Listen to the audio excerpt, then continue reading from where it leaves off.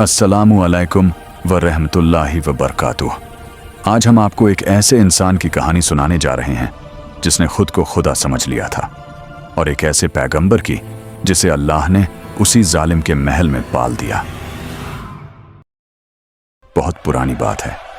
मिस्र की सरजमीन पर फिरौन नाम का एक बादशाह राज करता था। वो सिर्फ बादशाह नहीं था, वो अपने आप को सबसे बड़ा खुदा कहता था। वो लोगों से कहलवाता था, मैं तुम्हारा सबसे बड़ा रब हूं।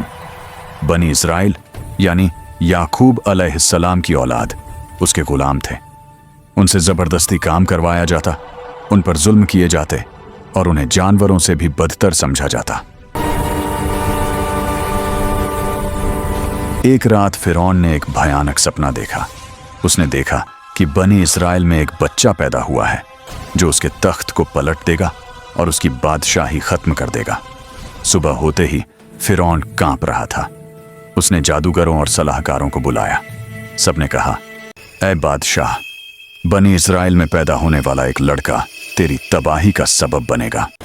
फिरौन ने एक खौफनाक हुक्म दिया, बनी इस्राइल में जो भी लड़का पैदा हो उसे कत्ल कर दो और लड़कियों को जिंदा छोड़ दो। मिस्र की गलियां मासूम बच्चों के खून से भर गईं। माएं अपने बच्चों को छुपाने लगीं। चीखें, आंसू और सन्नाटा।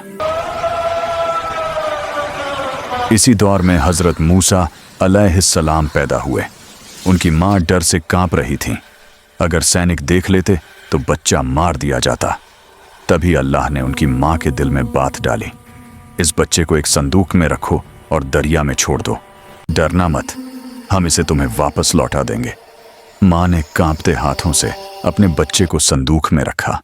आंखों से आंसू बहते रहे और उसे दरिया में छोड़ दिया।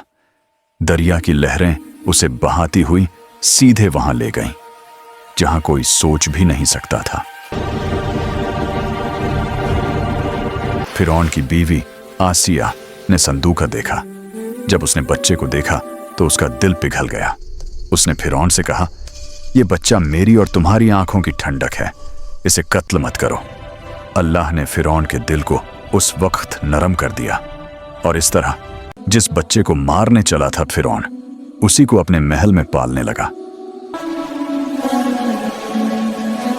जब मूसा अलैहिस्सलाम जवान हुए, एक दिन उन्होंने देखा कि एक मिस्री एक बनी इस्राइली पर जुल्म कर रहा है। मूसा अलैहिस्सलाम ने उसे बचाने के लिए एक मुक्का मारा, लेकिन वो मिस्री मर गया। मूसा अलैहिस्सलाम डर गए। उन्हें बताया गया कि फिरौन उन्हें मारना चाहता है। वो मिस्र छोड़कर मद्यन चले गए। ऐसे ही टाइम निकालता चला गया। सालों बाद वापसी के सफर में तूर पहाड़ पर एक आग दिखाई दी। जब मूसा अलैहिस्सलाम वहां पहुंचे, अल्लाह ने उनसे कलाम किया, ऐ मूसा, मैं अल्लाह हूं, फिरौन के पास जाओ, वो सरकश हो चुका है। मूसा अलैहिस्सलाम और उनके भाई हारून अलैहिस्सलाम फिरौन के दरबार में पहुंचे। उन्होंने कहा, हम अल्लाह के रसूल हैं, बनी इस्राइल को आजाद करो। फिरौन हंसा।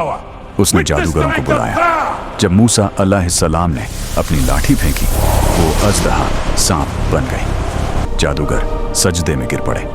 फिरौन ने इनकार किया। फिर अल्लाह ने एक के बाद एक अजाब भेजे। टिड्डियां, जुए, मेंढक, खून बनता पानी। लेकिन फिरौन हर बार वादा करके फिर मुकर जाता।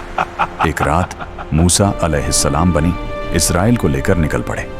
फिरौन सेना लेकर पीछे आया। सामने था समुंदर, पीछे था। दुश्मन लोग घबरा गए। मूसा अलैहिस्सलाम ने कहा, नहीं, मेरा रब मेरे साथ है। उन्होंने लाठी मारी और समुंदर दो हिस्सों में बंट गया। बनी इस्राइल पार हो गए। फिरौन भी घुस आया। अचानक पानी वापस मिल गया। फिरौन डूबने लगा। आखिरी वक्त में चिल्लाया, मैं ईमान लाता हूं, लेकिन देर हो चुकी थी। अल्लाह ने फरमाया, आज हम तेरी लाश को बचाएंगे ताकि तू आने वालों के लिए निशानी बने।